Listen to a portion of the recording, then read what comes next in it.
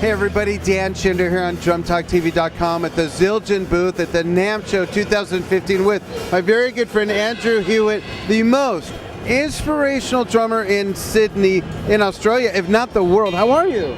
I'm good, mate. Yourself? I'm great. It's nice to finally meet you in person. Oh yeah, we've had so many sessions over Skype, but yeah, it's great to actually be here at NAMM.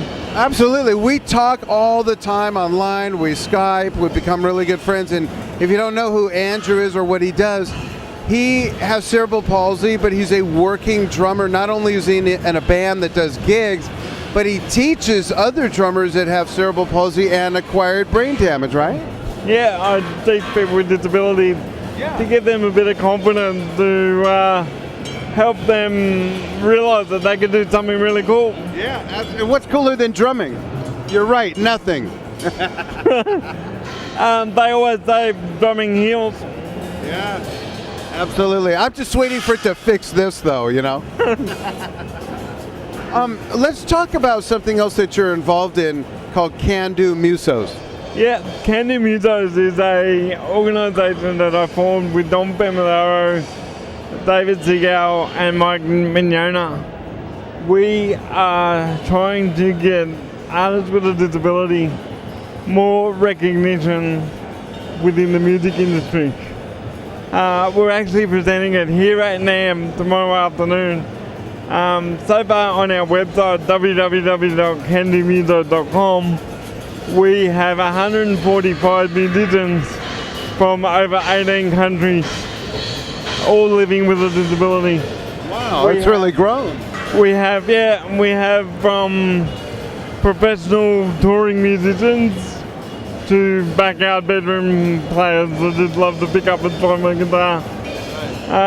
There's a lot of drummers on there as well. That's cool.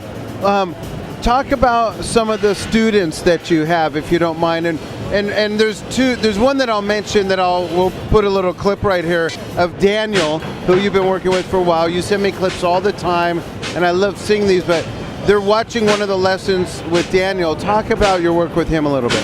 Okay, Daniel he was one of my first real students. He's been coming to me for about 2 years now. He had a brain injury from a car accident, and it's quite severe. His memory is shot, and his left hand, he has trouble. But he loves his drum lessons. Every time he gets something right, there's a smile on his face.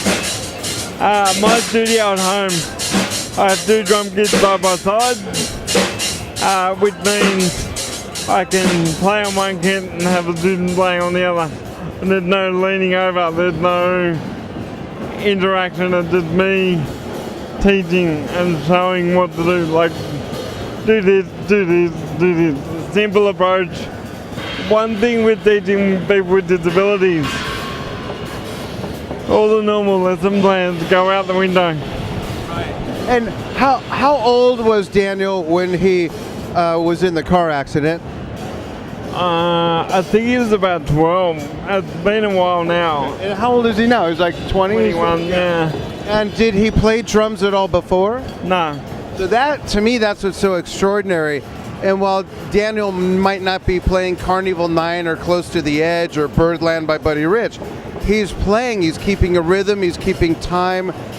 More importantly, it's helping his brain activity, his physical fitness to a degree. What we're trying to do mostly with him is trying to get him to use his left hand more, because it's become lazy and it's down like that.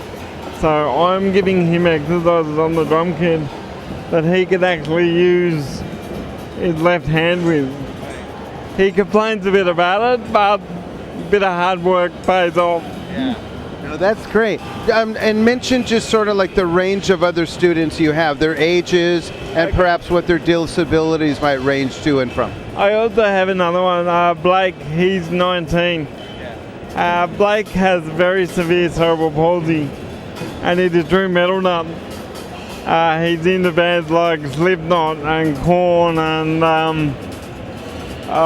Killswitch Engage and stuff like that. And like, I'm sort of trying to teach him the basic rock and roll, sort of the eighth notes, the quarter notes, just to to get him playing, and he's loving what he's doing. I'll get him doing builds around the kit. Sometimes when they can't use their left hand, I'll do single-handed builds, like around the kit and then back onto the... Oh, that's cool. Yeah. I'm sure it helps with hand-eye coordination, everything like that as well. Yeah, and memory. And memory, yeah. Because it's repeating things over and over again. That's cool. Let's talk about Zildjian. You're a Zildjian artist. What do you use? I use a mixture of A customs, and I've got a 19-inch K hybrid crutch, which I absolutely love. My ride actually is the oldest cymbal I've got. How old is it? It's a 1977, made in Canada. Oh, wow. The hollow label Zildjian. Oh, really? I've actually had it since I was a teenager.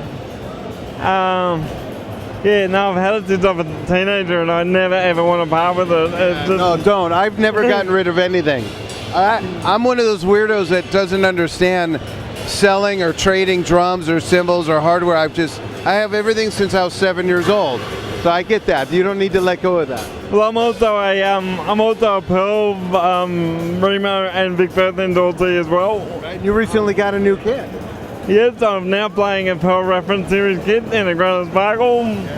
It's only small sizes. I've got a 12-inch rack tom and a 14-inch floor tom and a 20-inch kick drum. That's cool. And I love it. Me, physically with my disability, I use electronics on the kit, but I also don't get rid of the acoustics. So I'm using triggers on the drums with the acoustic heads on, so I get the best of both sounds. I did a recording recently, which I've got a copy of for with Drum Talk TV we'll play. Okay. The kit was mic'd and triggered and running through my Behringer mixer into the computer, and it just sounds amazing. Oh, that's cool. That's great. Do you have any plans to play in the U.S. at all? Have you thought about that? I did a clinic here about 2 years ago at Santa Barbara. Oh, yeah, that's right. I came over to do Eddie Taduri's trap training seminar. The trap program is a educational program to teach people with intellectual disabilities to read, spell, and count using hand drums. Wow. And while I was here, Zildjian supplied me with some cymbals, and Eddie gave me the opportunity to do a clinic, and so I had a bit of a played all Australian songs and talked about how I do what I do and why I do it. Yeah. That's awesome.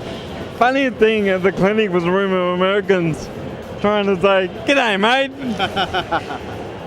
That's great. Who is your biggest number one, besides me, who's your biggest number one influence in drumming? Influence would have to be John Bonham. Awesome. I've heard of him. I know that all you guys out there. That's cool. One of my biggest inspirations of all time is Rick Allen from Def Leppard. Absolutely, yeah. I've adopted a lot of his principles using electronics and stuff, and his spirit and drive to keep going. Yeah, very inspiring. Similar to what I have. Yeah. I've been a professional drummer for the last 20 years. That's great. That's awesome. Cool. Now you know. If you didn't know, now you know. Well, thanks for taking time out of your very busy NAMM show schedule. No worries. I appreciate it. And we'll be getting together again sometime. We do have another interview as well that we have previously filmed that we did online with me in Las Vegas and Andrew in Australia, so watch for that. And thank you for joining Andrew Hewitt, the most inspirational drummer in Australia, and myself here at the Zildjian booth at the NAMM Show 2015 on drumtalktv.com. And stay up to date with what Andrew's doing on the site right on your screen, and check it out. Thank you so much. Bye-bye.